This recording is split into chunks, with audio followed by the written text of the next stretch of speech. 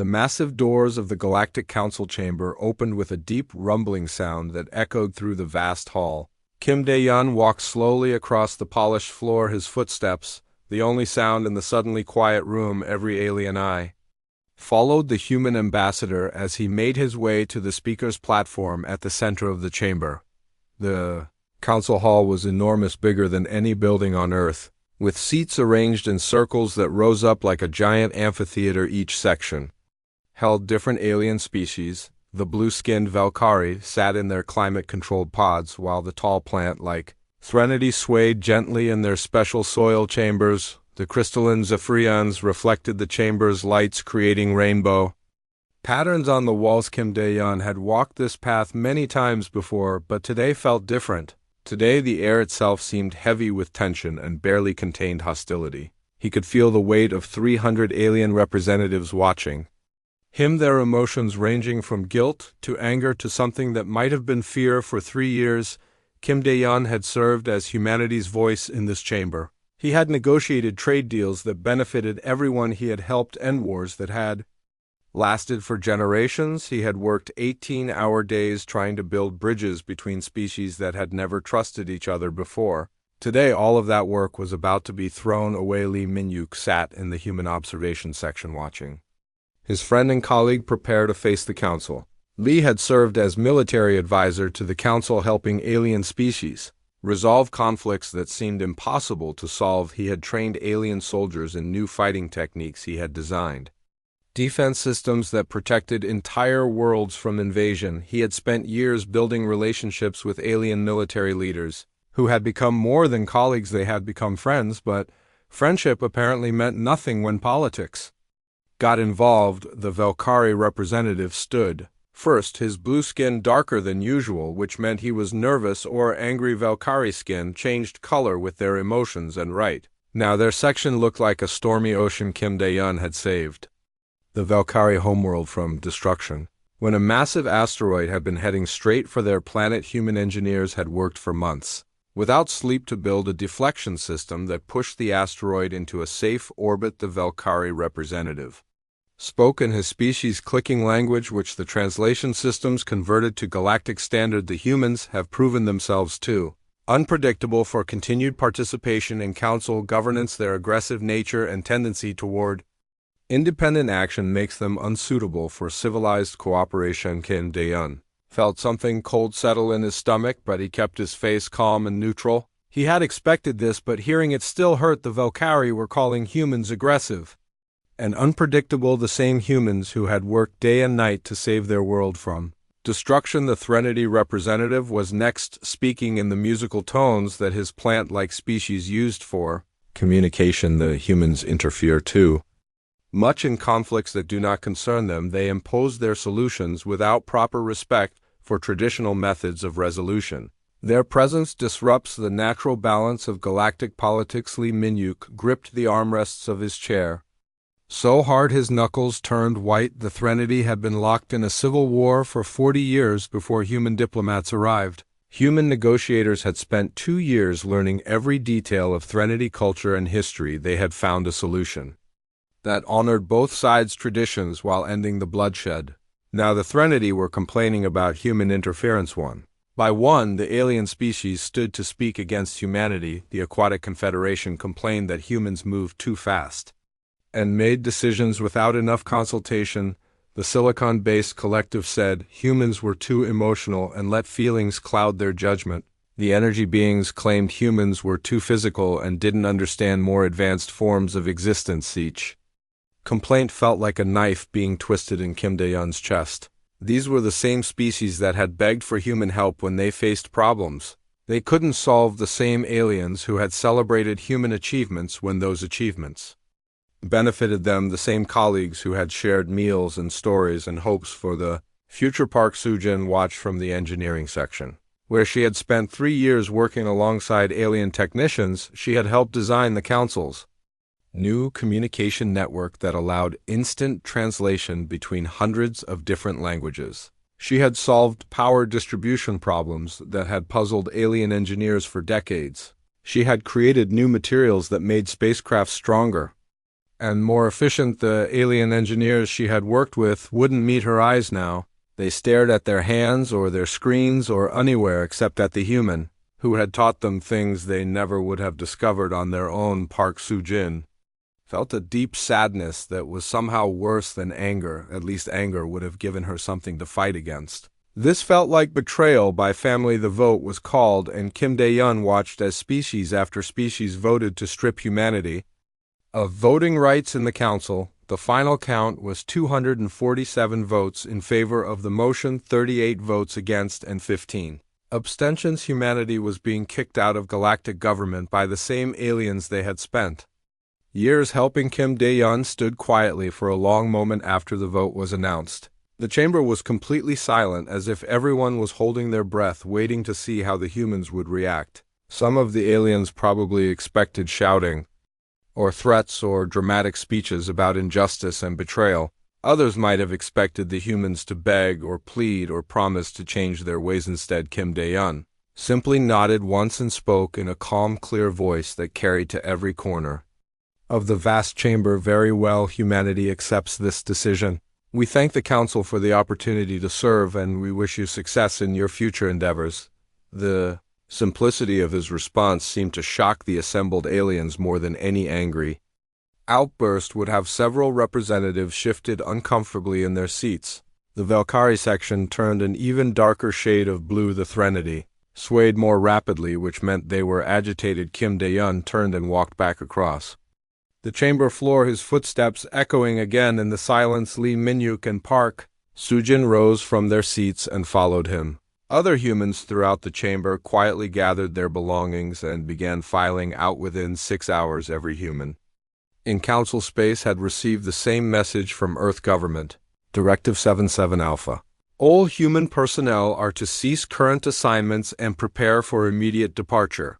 No exceptions, no delays, no explanations required. The message was signed by President Nam Ji-woo, but it might as well have been signed by all of humanity. The decision was unanimous and final. Dr. Cho Hyran was in her medical research laboratory. When the message arrived, she was working on a cure for a plague that was affecting 3 different alien species. Her research was close to a breakthrough that could save millions of lives. She looked at her work at the message, then began methodically deleting every file on her computer. The alien researchers working with her watched in confusion as she packed her personal belongings and prepared to leave. What about the research, they asked. What about the cure? What about the people who will die without this medicine? Dr. Cho looked at them with sad eyes, but her voice was firm. The council has made its decision. Humanity is no longer welcome here. We respect that decision, and we are leaving across the galaxy. Similar scenes were playing out. Human engineers deleted technical manuals and locked down systems they had built. Human diplomats terminated negotiations they had been conducting for months.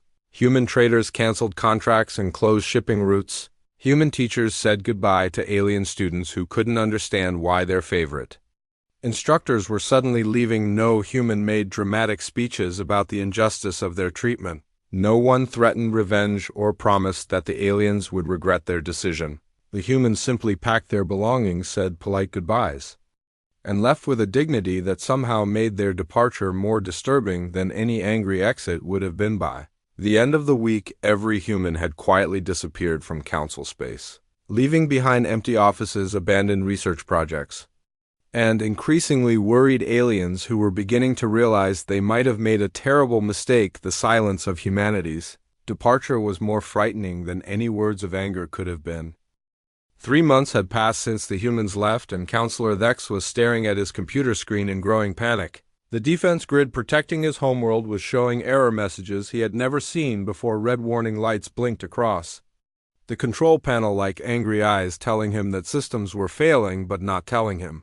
The Valkyrie homeworld had been safe for 3 years, thanks to the planetary defense system that human engineers had built after the great asteroid crisis. The system was supposed to be automatic, supposed to work perfectly without any need for maintenance.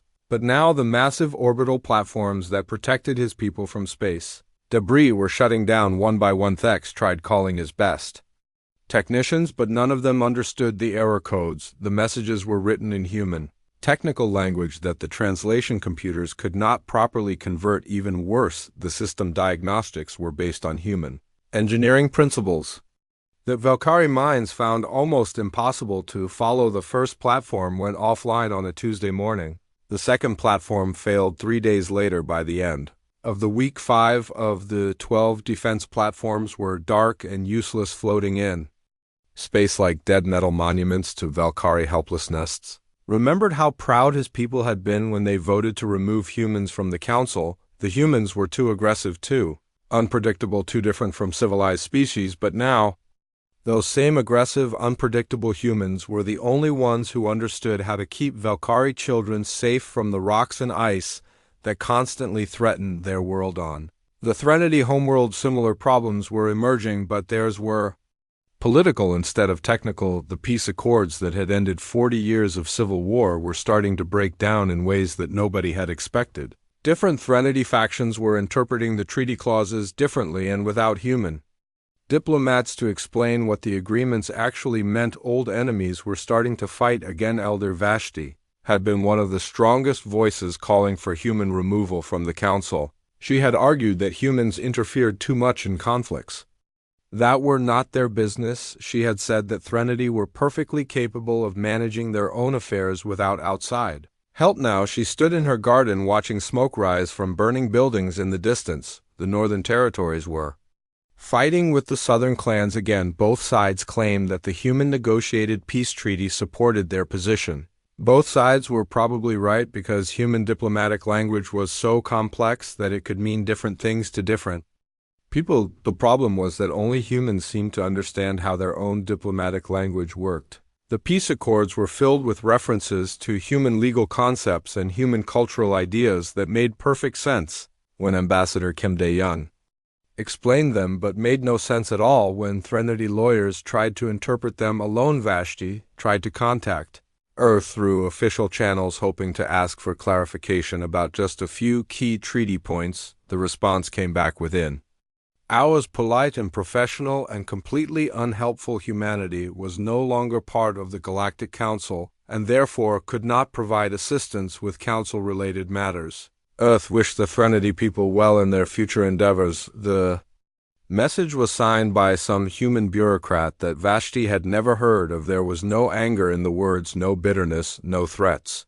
Just the kind of polite rejection that somehow hurt worse than any insult would have hurt. Meanwhile, the galactic economy was starting to show serious problems. Human traders had served as middlemen between dozens of different species, creating trade routes and commercial relationships that spanned thousands of light years without human logistics experts to coordinate shipping schedules and manage complex multi-species business deals. The entire economic system was starting to slow down. Merchant Captain Zeld had built his fortune on trade routes that human coordinators had established for him. Human experts understood the cultural business practices of every major species in the galaxy. They knew which aliens preferred long-term contracts and which ones liked to negotiate every deal separately.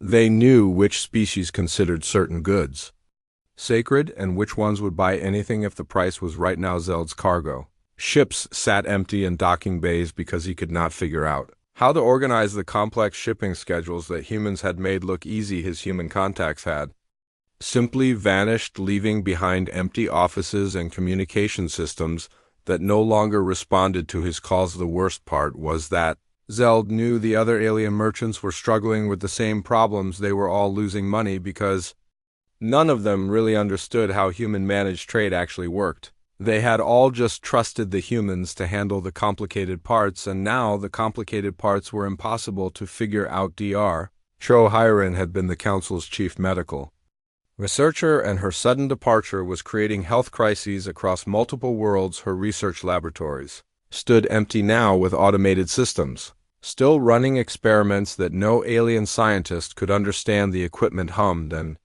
beeped and produced data that might contain the cure for dozens of diseases, but without human medical knowledge, nobody could interpret what any of it meant. The plague that was spreading through the Outer Rim colonies was getting worse every day.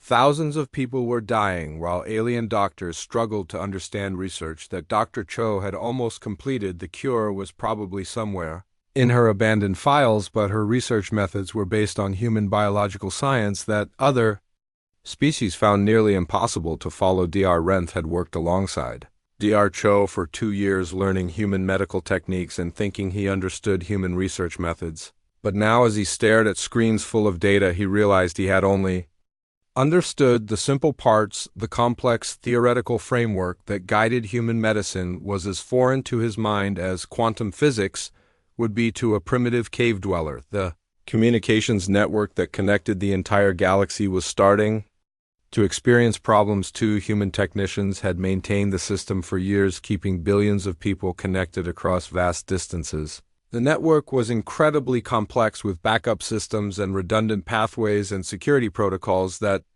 only human IT specialists really understood. Messages between star systems were arriving late or corrupted or sometimes not arriving at all. The automated repair systems that should have fixed small problems were malfunctioning because nobody knew how to update their programming languages without human computer experts to write the code. Administrator Zhang had managed the council's central communication hub with efficiency that amazed everyone who worked with her. She had somehow kept track of thousands of different communication protocols, making sure that every species could talk to every other species without technical problems or cultural misunderstandings. Now her replacement was drowning in work that seemed to multiply every day. Messages piled up in electronic queues that nobody knew how to prioritize. Translation errors were creating diplomatic incidents between species that had been allies for decades. Technical failures were leaving entire sectors cut off from the galactic communication grid. The alien who had taken Zhang's job kept finding notes she had left behind written in human organizational systems that made no sense to alien minds. Her filing methods, her priority systems, her emergency protocols were all based on human ways of thinking that other species could not replicate, even when they tried to copy her methods. Exactly 6 months after the humans left, the Galactic Council was starting to panic. Problems that had seemed small at first were growing bigger every day. Systems that had worked perfectly were breaking down in ways that nobody could fix. Relationships that had been stable for years were falling apart without human mediation to keep them working. The worst part was that nobody wanted to admit how much they had depended on human expertise. Every species had convinced themselves that they were just temporarily borrowing human knowledge, that they could have solved their own problems if they had really needed to. But now, the truth was becoming impossible to ignore. The humans had not just been helpful, they had been essential. The galaxy had been running on human innovation, human organization, human problem-solving abilities for so long that most aliens had forgotten how things worked before humans arrived. And now the humans were gone, leaving behind a civilization that was slowly falling apart without the species that had actually been holding it together. Counselor Prime Vareth stood in his private office, staring out at the city below, trying to pretend that the emergency sirens wailing in the distance were just another routine drill. But he knew better. The galactic communication network had suffered its first major system failure in 5 years, and panic was spreading through the capital like wildfire. The network failure had started small, just a few garbled messages between nearby star systems. But within hours, entire sectors were cut off from galactic communications. Ships were stranded in space, unable to contact their home ports. Governments could not reach their distant colonies. Families were separated by the darkness of dead communication channels. The human IT specialists who had maintained the network were gone, taking with them passwords and access codes and technical knowledge that nobody else possessed. The automated backup systems were trying to compensate, but they kept encountering problems that required human-level problem-solving to fix. Vareth had spent the last 3 days without sleep trying to coordinate emergency repairs, but every solution his technicians attempted only seemed to make things worse. The communication protocols that humans had designed were incredibly sophisticated, but they were also incredibly fragile when handled by people who did not truly understand how they worked. He finally decided to do something that 6 months ago would have been unthinkable. He was going to swallow his pride and ask the humans for help. The official diplomatic message to Earth was carefully crafted by Vareth's best writers. It acknowledged that the Council had made some mistakes in its recent decisions. It expressed hope for renewed cooperation Between humanity and the galactic community, it offered generous compensation for any technical assistance that Earth might be willing to provide. The response came back within 12 hours, and Vareth read it 3 times before he fully understood what it meant. The message was polite and professional and utterly devastating. Humanity appreciated the Council's interest in renewing contact. However, Earth was no longer part of the Galactic Council and therefore had no obligation to provide assistance with Council-related problems.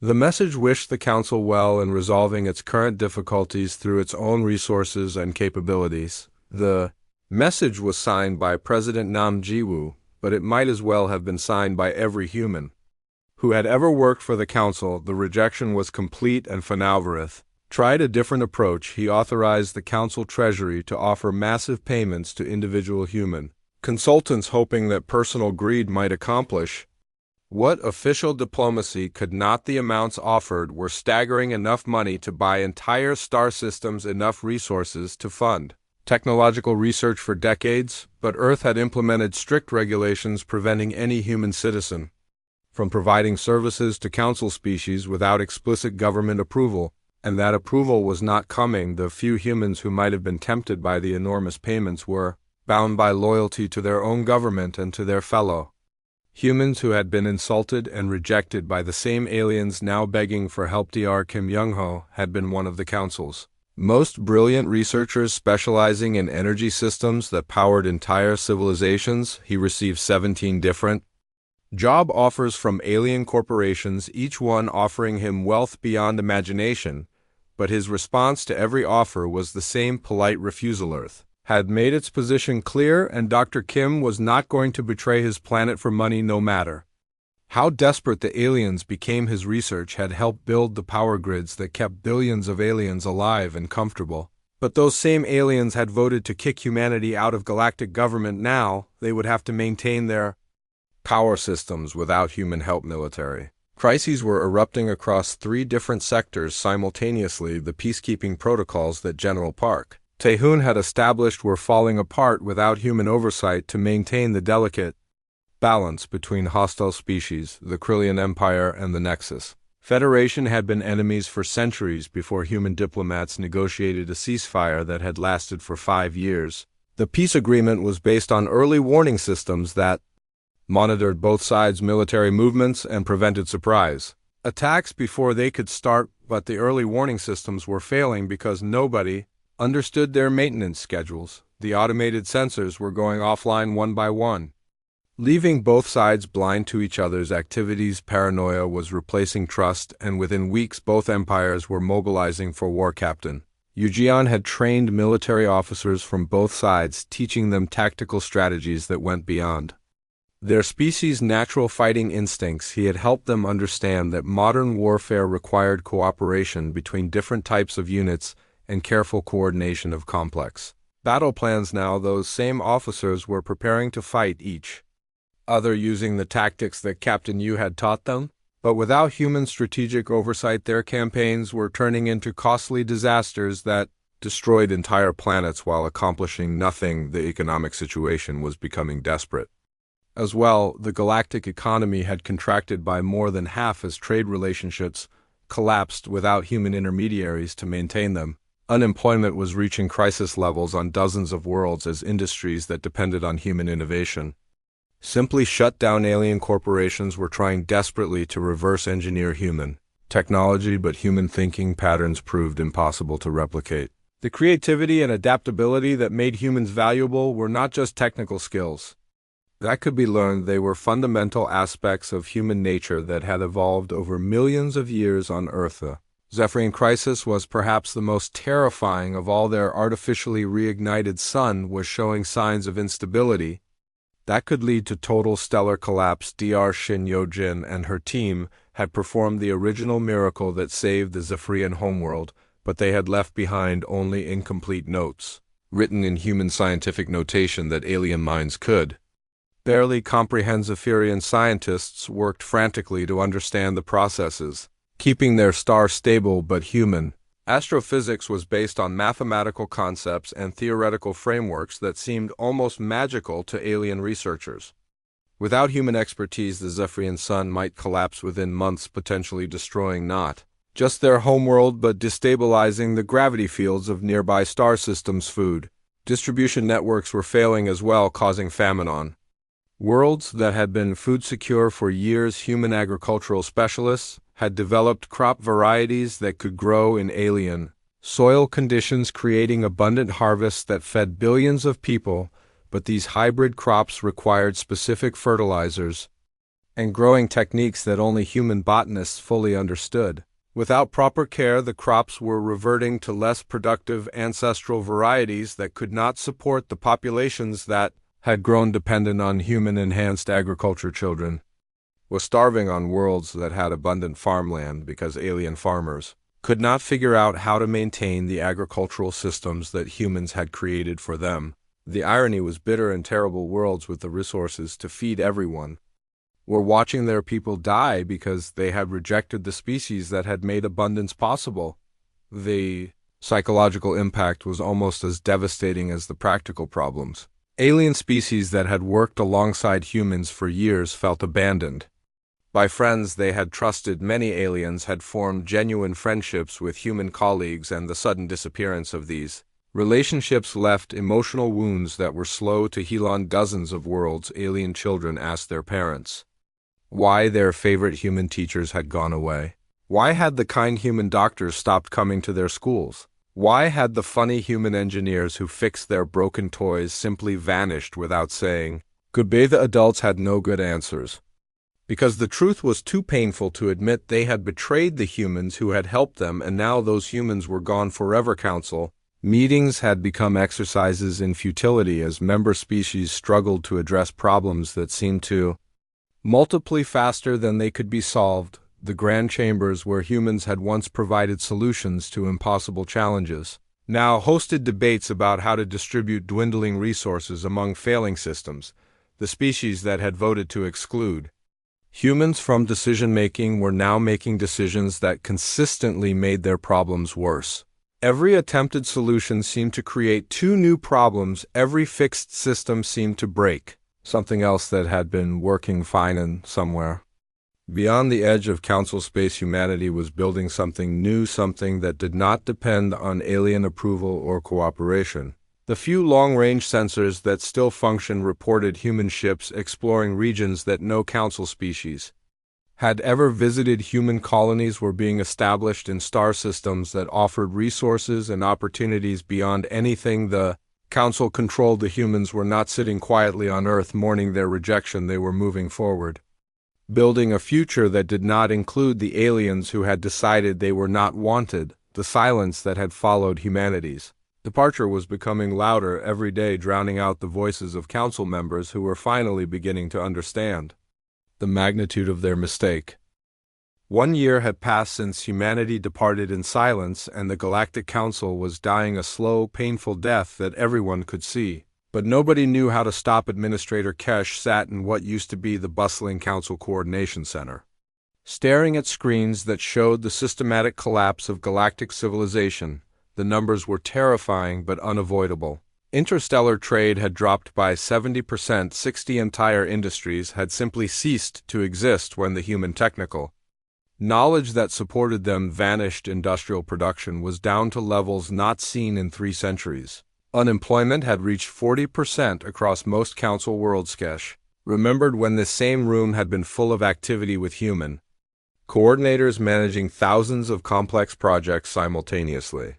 Now half the workstations sat empty because nobody else could understand the organizational systems that humans had created. The few alien workers who remained spent most of their time trying to interpret notes and procedures that humans had left behind. But human organizational methods were based on ways of thinking that alien minds found almost incomprehensible. Even simple tasks that humans had accomplished easily now required teams of alien specialists working together. The Zephyrian crisis had reached a critical point that threatened not just one world but potentially dozens. The artificial sun that Dr. Shin Yojin had created was becoming increasingly unstable, with solar flares and energy fluctuations that could be seen from neighboring star systems. Zephyrian scientists had been working around the clock for months, trying to understand the complex processes that kept their star burning. But human astrophysics involved mathematical relationships and theoretical concepts that seemed to contradict everything that alien science had taught them about how stars actually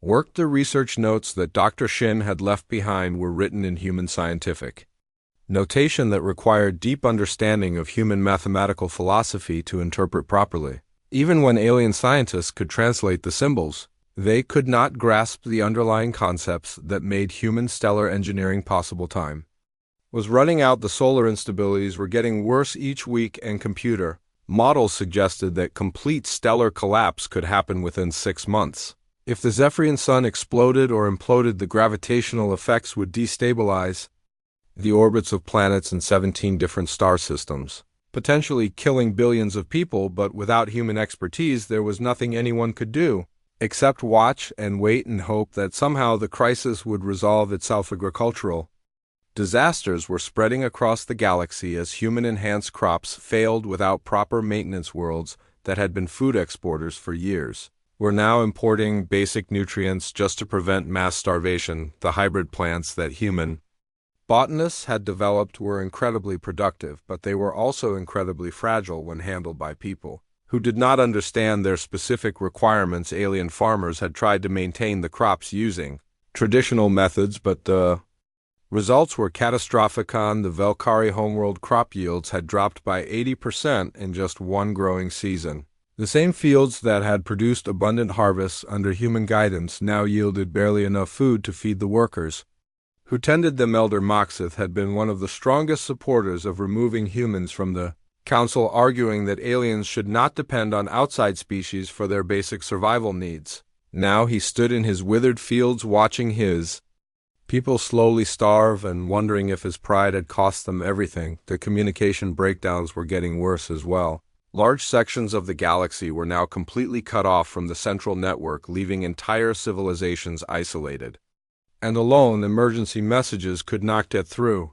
Rescue ships could not be contacted. Families, separated by interstellar distances, had no way to know if their loved ones were still alive. The human design network had included multiple backup systems and redundant pathways that should have prevented total communication failure. But maintaining those systems required understanding of human information theory and human computer science that no alien species possessed. Every attempt to repair the network only seemed to make the problems worse. Alien technicians would fix one component only to discover that their repairs had broken 3 other components that they had not known were connected. The entire system was so interconnected and so dependent on human design philosophy that partial repairs were actually more dangerous than no repairs at all. Military conflicts were raging across multiple sectors as the peacekeeping systems that humans had established completely broke down. The early warning networks that had prevented wars for years were offline, leaving former enemies blind to each other's movements and intentions.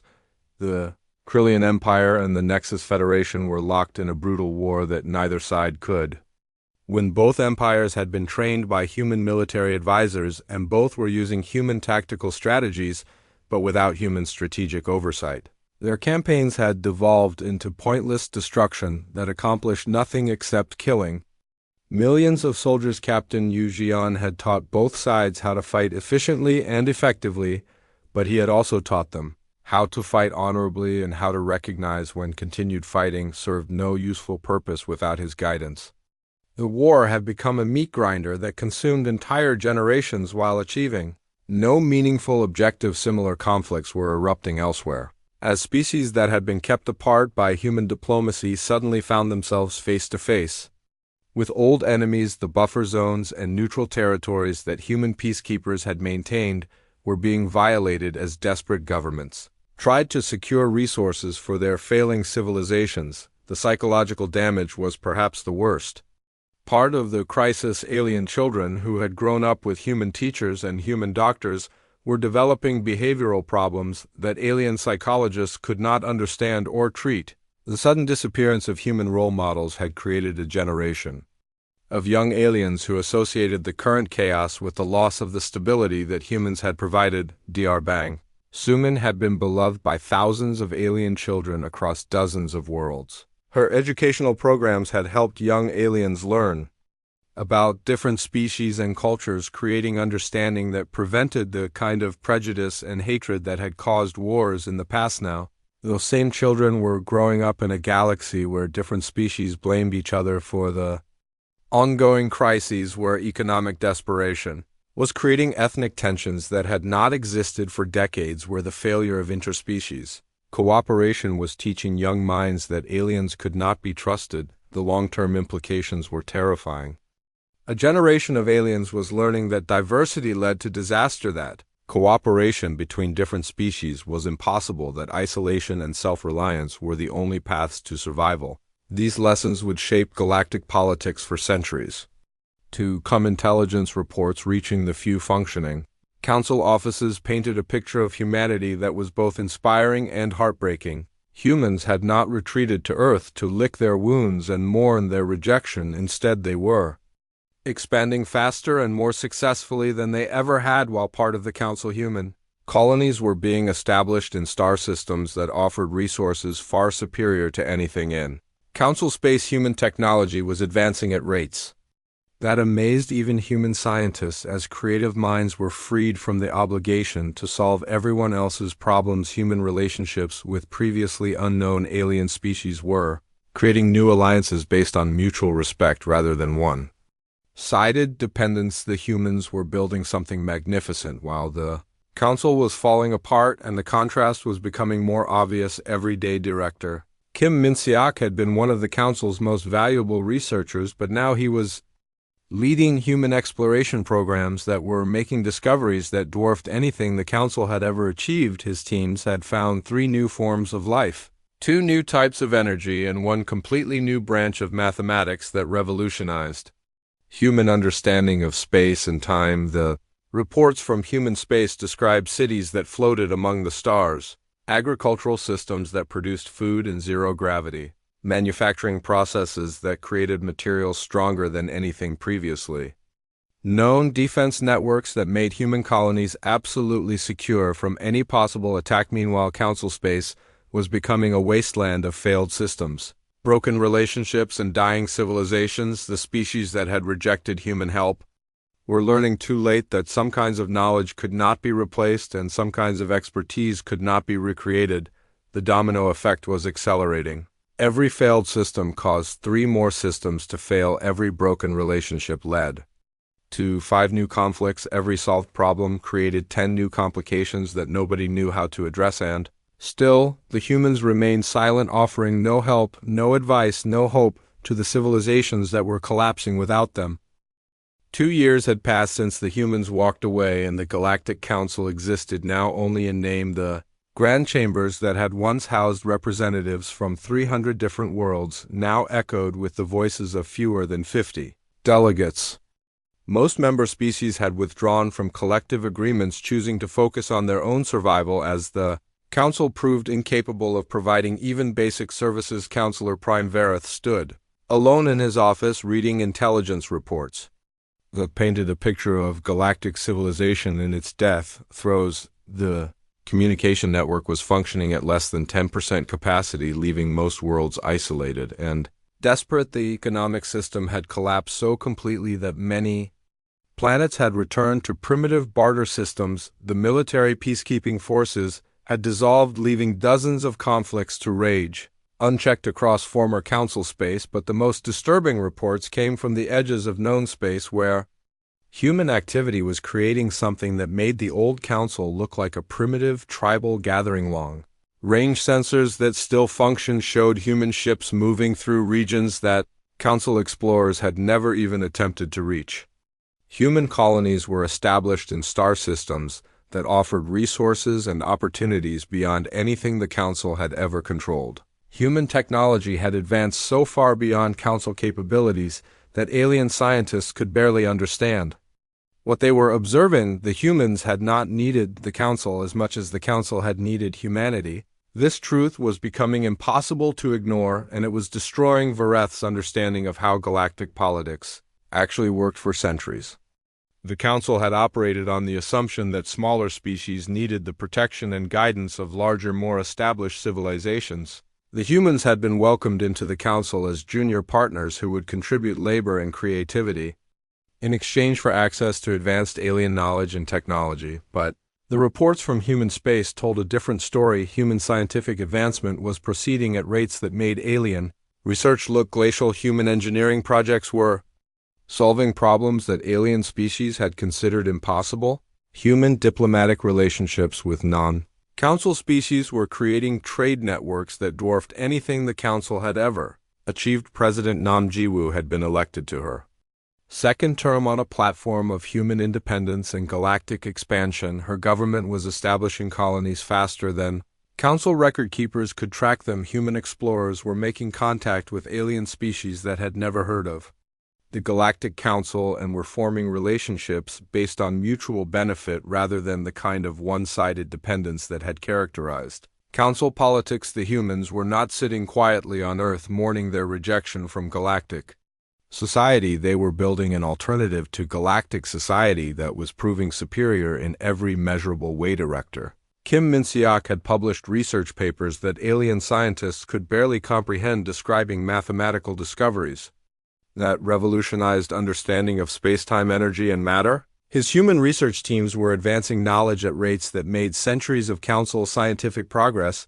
look like the fumbling of children. The most painful realization was that human contributions to council civilization had not been the generous help of junior partners learning from their elders. Human contributions had been the patient assistance of advanced minds, helping primitive species solve problems that human intelligence found relatively simple. The aliens had been the junior partners all along.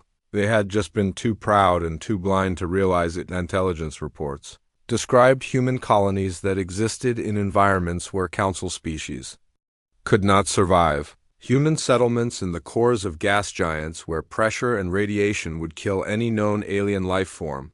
Human cities built inside stars themselves using energy manipulation techniques that alien physics declared impossible. Human defensive capabilities had advanced beyond anything the Council had ever developed. Human colonies were protected by shields that could deflect entire fleets. Human weapons could destroy planets from distances of several light years. Human early warning systems could detect hostile intent before enemies had even decided to become hostile. The few council species that had attempted to make contact with human colonies had been politely but firmly turned away. Human border guards explained that Earth government policy prohibited interaction with former council members pending a formal review of past diplomatic relationships. That review had been ongoing for 2 years with no indication that it would ever be completed. Dr. Cho Hyerin had been leading medical research programs that made alien medicine look like primitive herb gathering. Her teams had developed treatments that could cure diseases at the genetic level, repair damage at the cellular level, and extend lifespans to lengths that alien biologists had thought impossible. Plague that had been spreading through former council space was finally contained, but not through any alien medical breakthrough. Human medical supplies had been distributed through neutral third-party species with notes explaining that the aid was provided for humanitarian reasons and did not constitute resumption of diplomatic relations. The medicine worked perfectly, curing the plague in days rather than the months that alien treatments had required, but the accompanying documentation was written in human medical terminology that alien doctors could not fully understand, leaving them unable to replicate the treatments for future use. Military conflicts across former council space were being resolved, but not through council peacekeeping efforts. Human mercenary companies were being hired by both sides of various conflicts to provide neutral mediation services. These human mediators were so effective that wars that had been raging for months were resolved in weeks, but the human mercenaries made it clear that they were private contractors operating without official Earth government approval. Their success in ending conflicts that council peacekeepers had been unable to resolve was another reminder of how much galactic civilization had depended on human capability. The economic recovery that some worlds were beginning to experience was also driven by human activity, but not through renewed council membership. Human trading companies were establishing commercial relationships with individual worlds, offering technology and resources in exchange for raw materials and cultural artifacts. These human traders operated under strict guidelines that prohibited any form of political involvement. They would buy and sell goods, but they would not provide technical assistance or diplomatic services. Their business relationships were purely commercial and carefully designed to avoid creating the kind of dependence that had characterized Council-era trade. The psychological impact on alien populations was profound. Children who had grown up during the Council era remembered human teachers and human doctors and human engineers who had made their lives better and safer. The current generation was growing up in a galaxy where humans were legendary figures who had once helped aliens, but had been driven away by alien ingratitude and stupidity. Human cultural products were becoming incredibly valuable on alien worlds. Music and art and literature created by human artists commanded enormous prices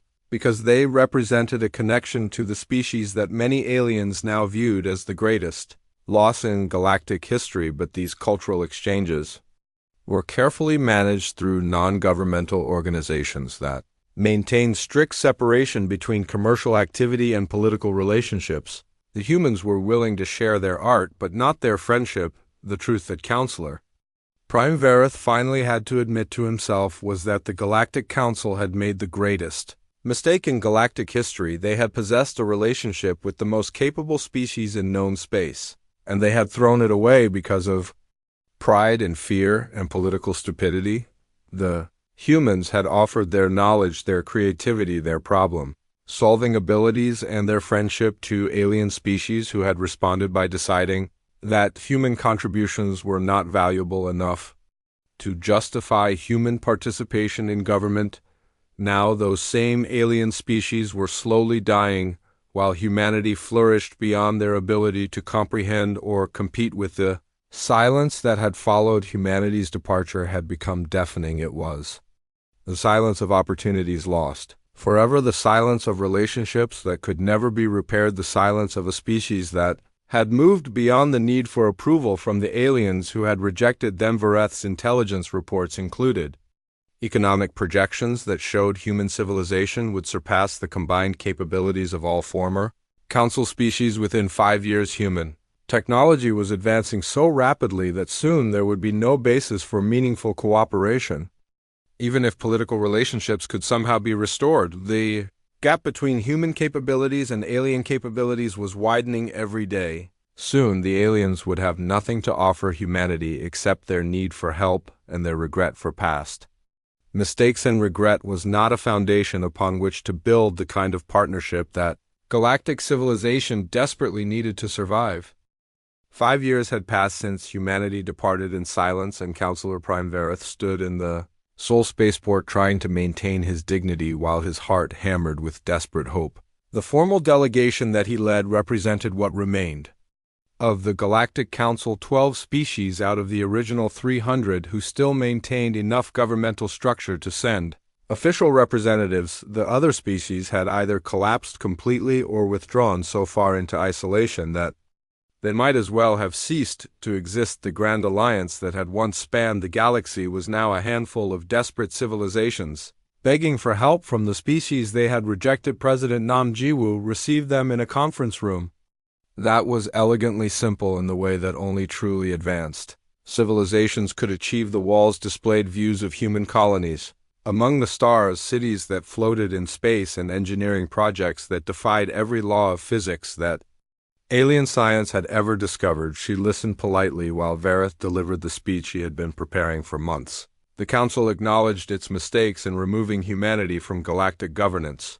The Council recognized that human contributions had been far more valuable than anyone had understood. The Council was prepared to offer humanity unprecedented authority within a reformed galactic government. The offers were staggering. Humanity would be granted permanent leadership of the Council, with veto power over all major decisions. Human representatives would control the most important committees and hold the highest administrative positions. Earth would receive territorial grants that included the richest resource systems in former Council space. President Nam listened to everything with the same calm attention that Ambassador Kim Dae-yeon had shown during that terrible Council session 5 years earlier. When Vareth finished speaking, she was quiet for a long moment, looking out at the stars where human ships moved between worlds that aliens could only dream of reaching. Her response was delivered with gentle finality that left no room for argument or negotiation. We appreciate your visit and your acknowledgement of past decisions. However, humanity has established new relationships and new purposes that fulfill us completely. We bear no ill will toward the Council or its member species, but we have no interest in resuming our previous role. The words were polite and professional and absolutely devastating. Vareth had expected anger or demands for apology, or at least some indication that negotiations might be possible. Instead, he received the same calm rejection that had become humanity's standard response to all Council overtures. President Nam continued speaking, and her words painted a picture of human achievement that made the old Council look like a primitive social club. Human colonies now existed in 47 star systems, with more being established. Every month, human technology had solved problems that alien science had considered impossible. Human relationships with non-Council species had created trade networks and defensive alliances that spanned regions of space the Council had never explored. The humans were not sitting on Earth mourning their lost place in galactic society. They were building something far superior to galactic society, and they had no need for approval or participation from the species that had rejected them. The meeting ended with polite exchanges and ceremonial gifts, but everyone in the room understood that this was not the beginning of renewed cooperation. This was the final closing of a door that had been slowly swinging shut for 5 years. Vareth and his delegation returned to their ships and began the long journey back to Council space, knowing that they had failed completely. The last hope for saving galactic civilization had been extinguished, not through human anger or revenge, but through human indifference. The humans had simply moved beyond the need for relationships with species that had proven themselves untrustworthy and ungrateful. Back in former Council space, the collapse continued at an accelerating pace. The Zephyrian sun finally destabilized, creating a supernova that destroyed 17 star systems and killed over 40 billion people. The disaster could have been prevented if human astrophysicists had been available to maintain the stellar engineering that Dr. Shin Yojin had created. The agricultural failures that had been spreading across alien worlds reached the point where mass starvation became unavoidable. Billions of people died because alien farmers could not maintain the crop systems that human botanists had developed. Food riots destroyed governments and infrastructure on dozens of worlds. The communication network suffered a complete systemic failure that left entire sectors cut off from each other permanently. Alien families were separated forever because they could not contact each other across the vast distances of space that human technology had once made trivial to bridge. Military conflicts raged unchecked as the last peacekeeping systems finally broke down completely. Former allies turned on each other in desperate attempts to secure resources for their dying civilizations. The galaxy was returning to a state of primitive warfare that would have been unthinkable during the Council era, but the most devastating realization was that none of these disasters had been necessary. The humans had offered solutions to every problem that was now destroying galactic civilization. They had provided knowledge and skills and capabilities that